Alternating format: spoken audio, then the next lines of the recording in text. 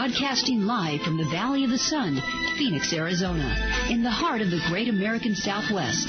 It's Erskine Overnight. Now, here's Erskine.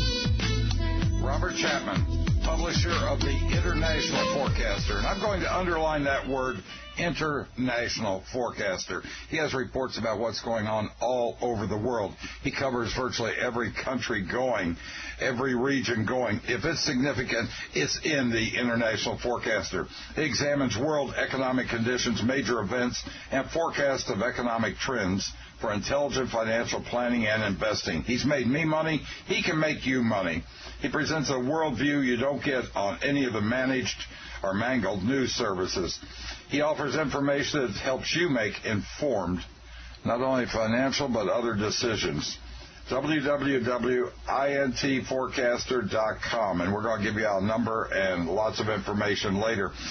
We were talking before we went on. I was talking with Mr. Chapman, and he says it's the most plagiarized newsletter going.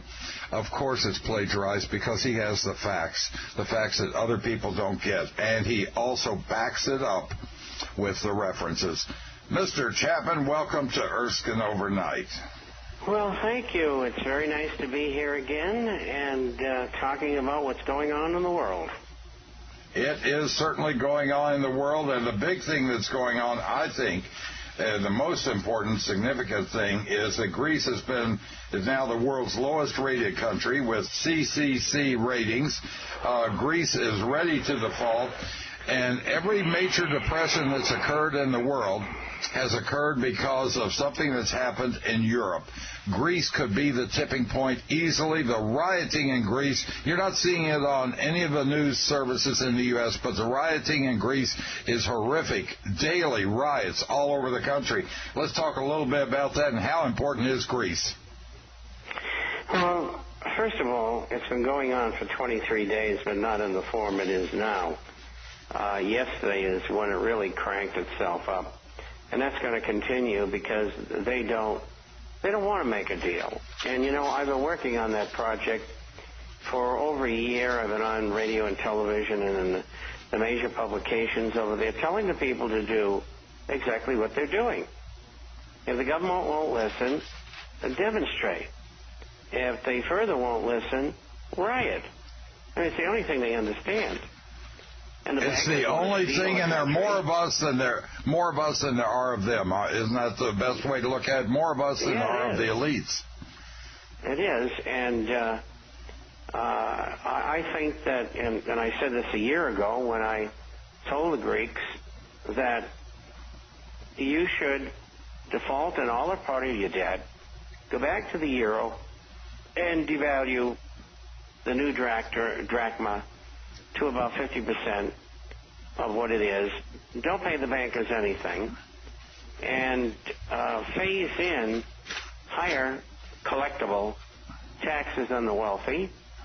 And over a 5, maybe even 10-year period, institute austerity. And what that'll do is it'll make your exports cheap, not that you have a lot of them, but it'll also make it very inexpensive for tourists to come to a very, very interesting country. And I think they'll do quite well, but they got to get over this hump here. The guy that runs the country is a communist. His father was a communist. His father was one of the worst crooks that's ever lived. And they're members of the Bilderberger Group and the Illuminati. And I exposed that over a year ago on that media in Greece. And I've had email conversations with several highly placed people in the country, and from different walks of life, but people who are very well thought of in the Greek world. Greece is a small country, and everybody knows each other. And I think that's important in this case. But anyway, where are we going? We're going, they're going to default. If Greece defaults, here's the question for you. Won't the rest of Europe fail? I mean, if the Greek default, and basically what you're telling the Greeks to do is what Iceland did, isn't it? No, Iceland made a deal, but I'm telling the Greeks not to. But they don't have to. The tables have been turned. Just recently, the government allowed a German company to purchase the 10% of a telecommunications company in Greece. And so they could operate the government and have the money to do so. And they sold it for 30 cents on the dollar. And this is what these people are after. They want to steal the assets. And they want to own the country. They want to own the people. But anyway, they will default. The other 5 countries will follow: Ireland, Portugal, Belgium, Spain, and then Italy. They'll all drop out of the euro. And I don't think that Northern Europe will keep the euro, because the Germans don't want it. They want their D-mark back. They're sick and tired of this. In fact, they don't even want to be in the European Union anymore. What's that going to do for world government? What's that going to do for their plans for world government when they can't even hold Europe together? You'll have to wait until Saturday, because I wrote about it. But anyway, what's it going to do to world government? It's going to skewer it. It's a dead issue. And all of that financial failure is going to wreak havoc on the banks. 33 banks are going to go under. And then on top of it, you're looking at the ECB violated their own rules, the European Central Bank. They're on the hook, or at least the public is. The taxpayers of the Eurozone are on the hook for about $650 billion that they created out of thin air, like the Fed does, illegally.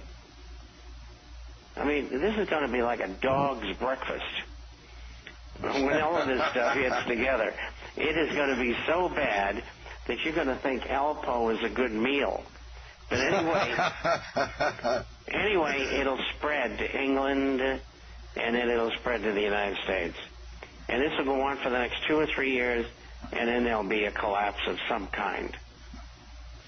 Now, you made a recommendation on the Wednesday issue, because your publication comes out Wednesday and Saturday, the Wednesday issue, that it's a good thing to accumulate gold and silver, small and large coins.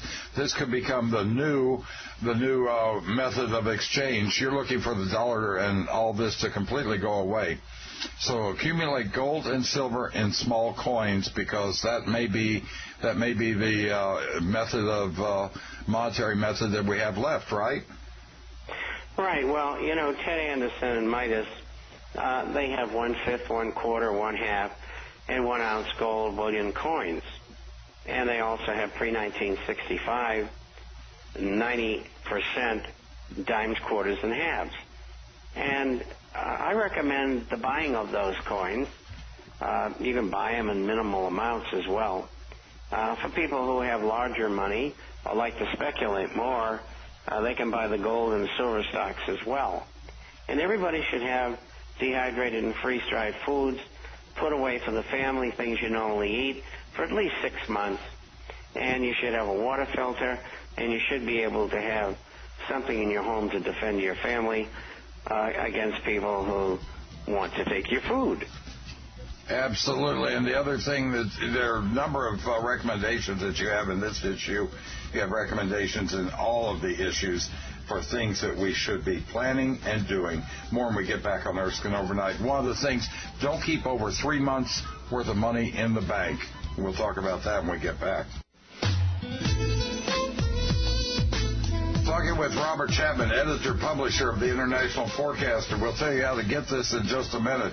Now, one of the things that I mentioned was 3 months in expenses in the bank. That's all you want. No CDs in preparation. We're talking about a lot of preparation right now because times are getting short. France's biggest bank cut the cash withdrawals by 50%, and you had a statement in there that just absolutely floored me because it brought it home to what's happening. The banks have lent out 40 times the deposit base. In other words, every dollar in there, they're lending out $40 for every dollar that's in there. Now, If there's a run on the bank, if anything happens, they're certainly not going to have the money to give you. And so you say keep no more than 3 months' expenses in the bank and don't go into CDs. You want to have it liquid where you can get hold of it, which begs the question, well, the safety of keeping it around the house or something, even on gold and silver. But do you want it stolen by somebody or do you want it stolen by a bank? It's almost coming to that point, isn't it? Well, I think so. And, gun safes cost $2,000, and they're big and they're bulky, and not many people can carry them off if they weigh 800 or 900 pounds. The drawback is if you had a home invasion robbery, and there's not much chance of that. So that's the way you should have your coins, and you should always have a firearm or two about so that, if somebody comes crashing through the door, you can blow them back out again. There are a couple of other things that I noticed that I wanted to bring up that I found to be very interesting and very telling. That the Ninth Circuit Court ruled that Arizona couldn't require proof of citizenship when registering to vote. Now, isn't that, have they completely lost their minds? I know the Ninth Circuit Court's out of San Francisco. It's a nutty group anyway. But no proof of citizenship when you go to vote? What are the, well, you can see what they're doing, but that's insanity, isn't it? There's no end to it. It just gets worse every day. And, you say to yourself, I guess there's no Constitution. There's really no laws. The executive branch, Congress, and other assorted criminals control the system of jurisprudence, and it's been that way for a long time. And you can't get a fair shake in court. Sure, there's a lot of good judges, but unfortunately, there's too many of them aren't good. And I've had personal experience knowing a number of them, and a lot of them are very disreputable people. And so with that said, it was shocking to me. I just never expected that. And, they've had cases just recently in Los Angeles where the corruption in the court system is so great, and an attorney who specializes in that sort of exposure went ahead and exposed these people, and without charges, they held them in jail for 18 months. I mean, this is a kind of end that this has come to. I mean, it's dreadful. Well, you look back at the Gaylord thing that happened in Illinois where they exposed and they took down all the judges. We're not seeing that today. We're certainly not seeing that now. The other thing is, by executive order, H. Bill 1388, the President of the United States spent $20 million to move Hamas supporters to the United States. Moving Hamas supporters to the United States. Now, when I'm looking at this on its surface, it makes no sense at all. By what rationale would they do that? Well, I think perhaps because the president's a Muslim, and he's also an illegal alien. And I think that he wanted to relieve some of the pressure in the Gaza Strip. And I have a letter from a Muslim in Sandy's issue. He's a subscriber, and he's from Lebanon. And he describes why the U.S. should not be doing that, and why people shouldn't be leaving Palestine to go to the United States. He's against it. He thinks they should try to sort out their problems. Of course, it's been very difficult because you can't even go to work or go out in the fields. You're forever being shot at by trigger-happy members of the Israeli Defense Force. It's terrible what's going on there. And I don't know when it's going to stop. But I think Israel is paying a price. And a lot of people are leaving and trying to leave. And I think you're going to find that Israel's going to be in trouble sooner or later.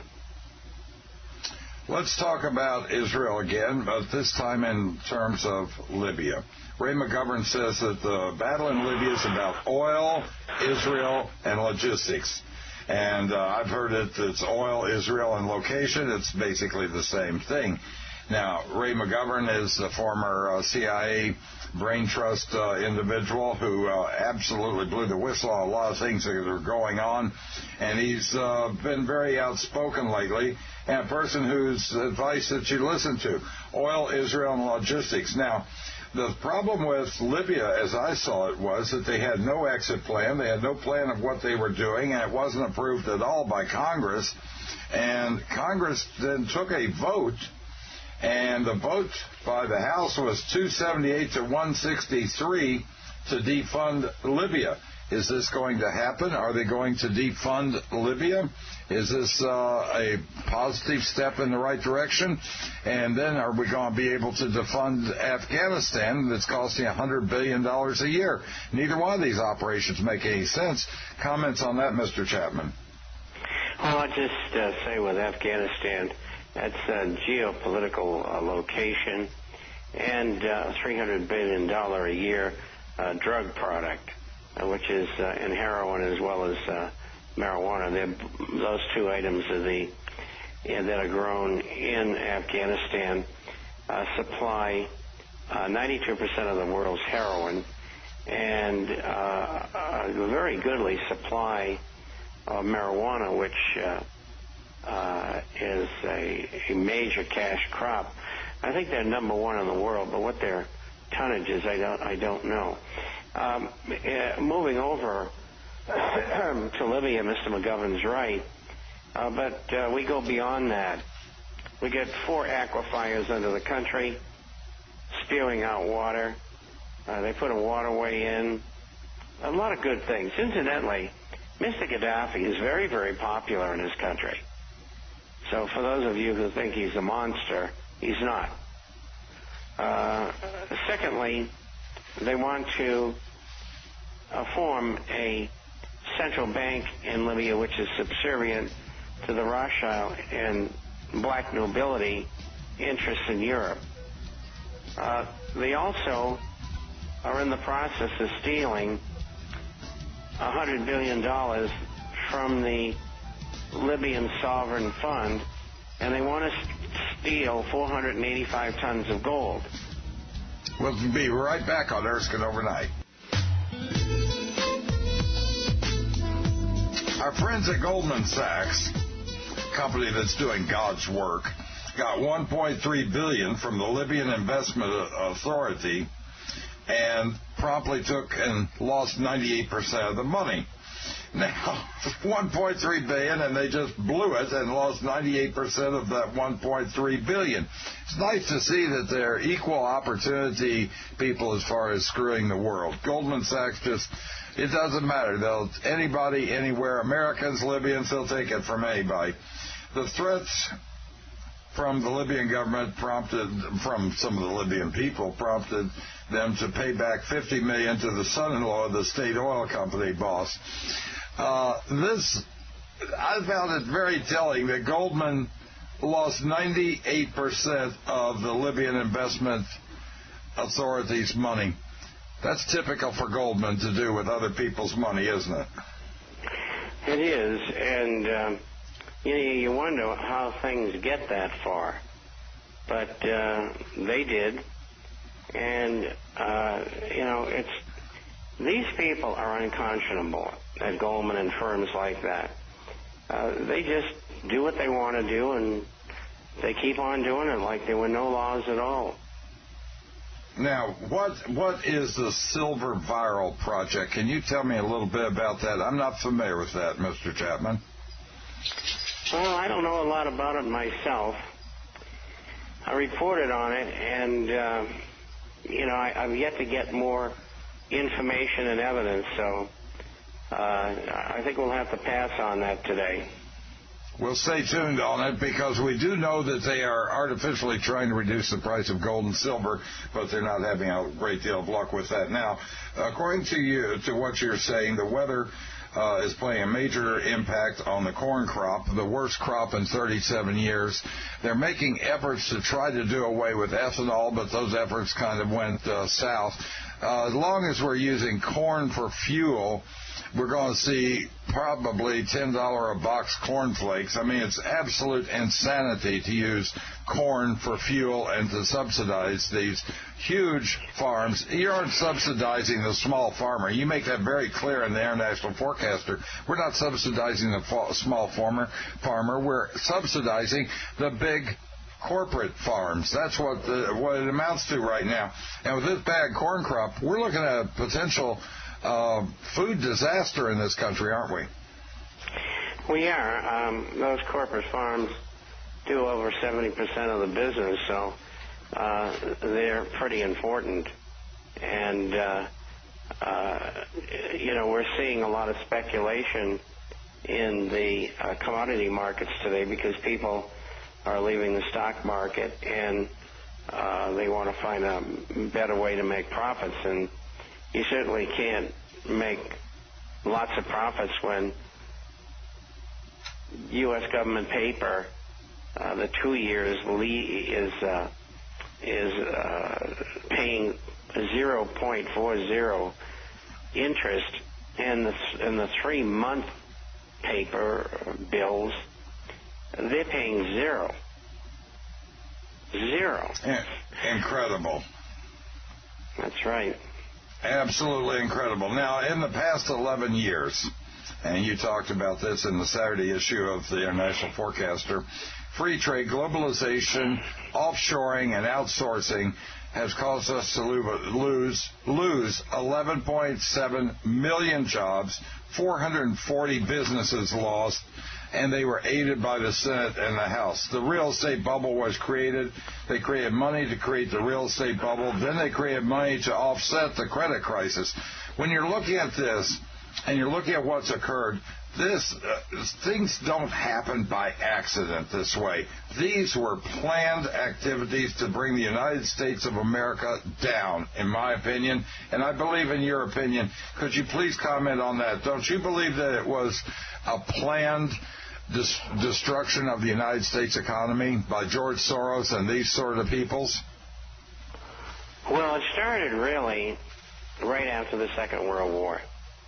And they decided when they were going to cap the whole thing. And it's been an ongoing project. The first spoke in the wheel that was removed was gold on August the 15th, 1971. And already underway were plans to use free trade and globalization, offshoring and outsourcing to move American industry out of the country. And we, in the last 11 years, as an example, have lost 11.7 million jobs and 440,000 plus businesses. And it's continuing. It's not stopping. That's why there can never be an improvement in unemployment. It's impossible. And that's why it's easy for me to make projections, because I know what they can and they can't do. And so what they're doing is deliberately destroying the industrial and service base of the economy so that the U.S. won't be the number one country in the world anymore.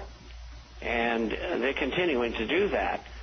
And this is planned so that Western Europe, England, and the United States will be financially and economically destitute, and the people will accept world government at that point. And that's what they're after. And they must be getting fairly close, because I've even seen Henry Kissinger doing interviews, and that shows you that they're getting close when the snakes start coming out of their holes. Now, Ron Paul wanted to audit Representative Ron Paul, and I'm sure Senator Rand Paul would too, audit the purity of the gold at Fort Knox. And the problem is Fort Knox hasn't been audited since 1950, and they're saying that a lot of gold that's supposedly there is probably gold bricks. In other words, it's just another material with gold covering it. And to add support to that, didn't the Chinese find that a lot of the gold really wasn't gold when they bore into it? Well, first of all, it's about 2.5 years ago. Chinese took delivery of gold that they purchased from the Bank of England. And when they tested it, they found it was tungsten, and it was covered by gold, a coating, if you may. Now, one of our subscribers is an ex-gunnery sergeant, and his detail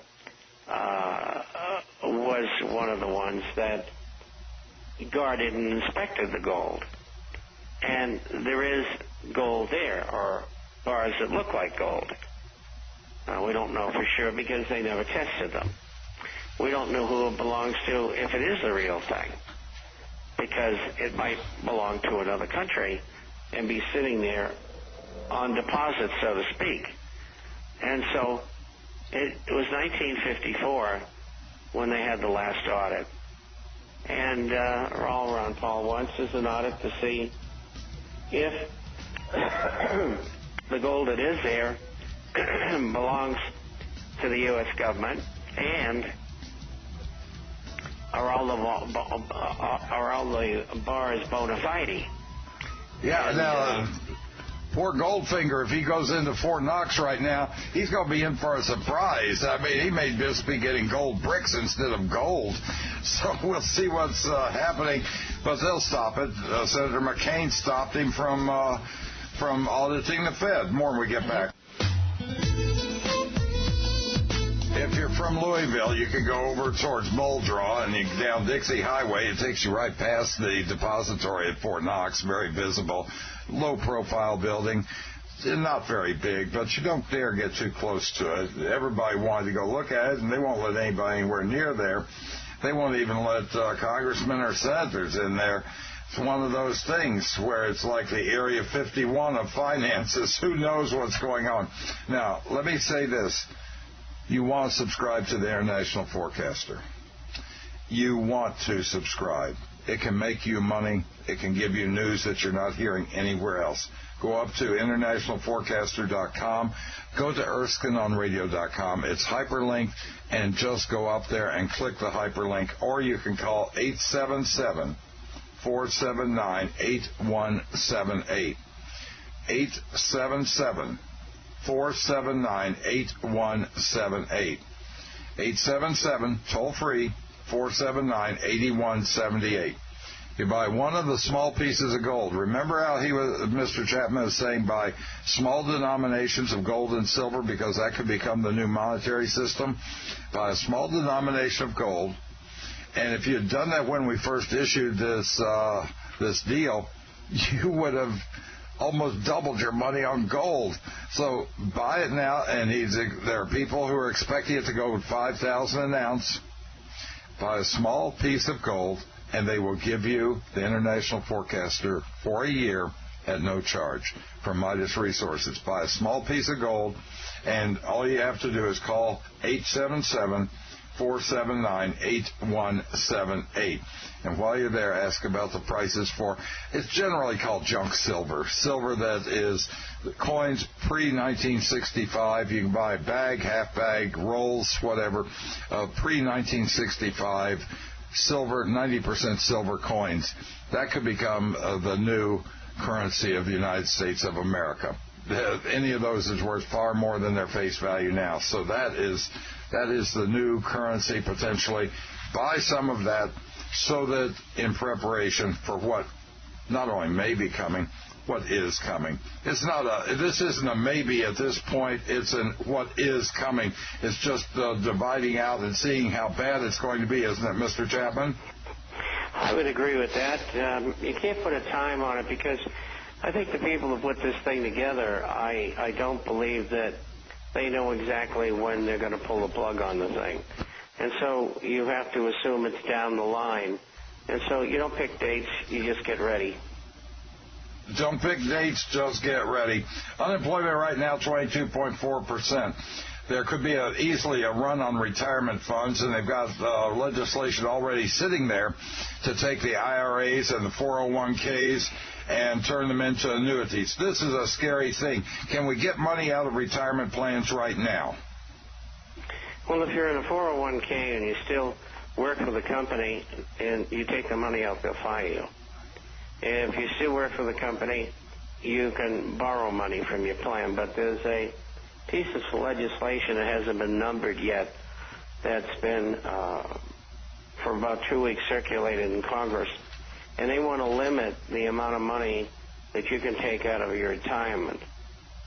And so that's not very good because, if you're unemployed and that's all you got, that's what you got to use. Right. And that's a terrible piece of legislation. But anyway, the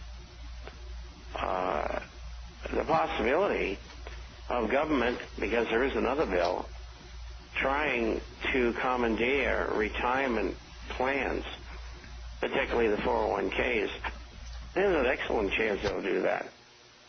And they would give you in return a government-guaranteed annuity, which, of course, comes from a government that's bankrupt. So I don't know that it's worth anything. But anyway, this is where this is headed, and I told subscribers you want to be out of your IRAs and your 401ks if you can. And don't let taxes or penalties stop you. Do it anyway, because a bird in the hand is worth lots of them running around in the bush. Absolutely. Right now, especially, don't look for any big help. We need stronger regulatory control, you say, but the bankers own the Federal Reserve, so what's the use? It's not going to happen. Is Ron Paul going to get anywhere with his thing? He apparently has quit his idea of auditing the Fed. John McCain, among others, was primarily responsible for stopping that, and now he wants to audit the Fort Knox. Think he'll get anywhere with this? Yeah, I think he will this time. I think there's a good chance of that. It's going to be hard for a congressman to say, no, you can't do that. I mean, you have to have some kind of a reason. The Treasury's come up and said it's going to cost a large amount of money. And Warren Paul says, so what? You're spending, $108 million a minute. You're bringing Palestinians in to put them on the welfare rolls. What's that amount of money compared to what you're spending? I mean, deficits of about $1.6 trillion a year. Come on. Doesn't wash. Absolutely. Now, we had 20, where you're looking for 14% inflation this year, 25 to 30% 2012, 50% 2013. Now, the question that I have is, with the unemployment going up like that, we're going to talk about a lot of issues when we get back with Robert Chapman. The number, once again, to call, 877-479-8178. Subscribe to the International Forecaster. It comes out twice a week, Wednesday and Saturday, and you'll love it. It gives you all the facts that you need. It's truly international. During the last Great Depression, it was the war that brought us out, because in 1940, and Robert Chapman brings this up, there were 16.2% unemployed. The Roosevelt deals were helping, I think. The CCC and WPA helped a little bit to get people back to work, but it basically was our war that got the people back to work. I'm not sure if a war is going to be that effective now. Are you looking at them having a war, and do they even care if people go back to work at this point? They've exported all the jobs. They've imported illegals to work. They've done everything they could to destroy the American economy and done a great job of it. Let's face it, they've done a great job. Do they really care to get the people back to work in America? No, I don't think so. I think it's part of their plan to bust everything down. And sooner or later, you'll see the stock market and the Dow at 3,000. And interest rates will head up back towards 20% again. And at the same time, you're going to have a situation where companies can't survive. It's going to be a mess. And that's why I keep on telling people, you got to prepare. You're lucky you're listening to the program because it's good advice. I did it myself. And I've been listening to you for years, and I'll tell you, it's made a real difference in my bottom line. And it isn't a question of being scared. It's a question of being prepared. These are not being told to you to frighten you or anything else. It's being told to you to prepare. And we're getting right to the point to where at any day this could happen, literally at any day. I'm not saying that to scare people, but these are critical times we're in. Greece, all it has to do is default, and I think within a week or two, we'd be in serious trouble here. What comments on that, Mr. Chapman? Well, I think we already are, 22.4% unemployment, and I don't see any chance that it's going to go down. And we see the economy slowing down. The figures that have come in over the last week or so have really been dreadful. And a real shocker was in the first quarter. I expected like 2.5%, maybe 3% growth as a result of QE2 and the stimulus. And all we got was 1.8%. That's not very good when you're pouring something on the order of $1.8 trillion into the economy, one way or the other. And so in the second quarter, we'll probably be 1.5% to 2% growth. And in the second 2 quarters of the year, everybody on Wall Street thinks it's going to be just great. Well, I think we're going to have zero growth even with the help.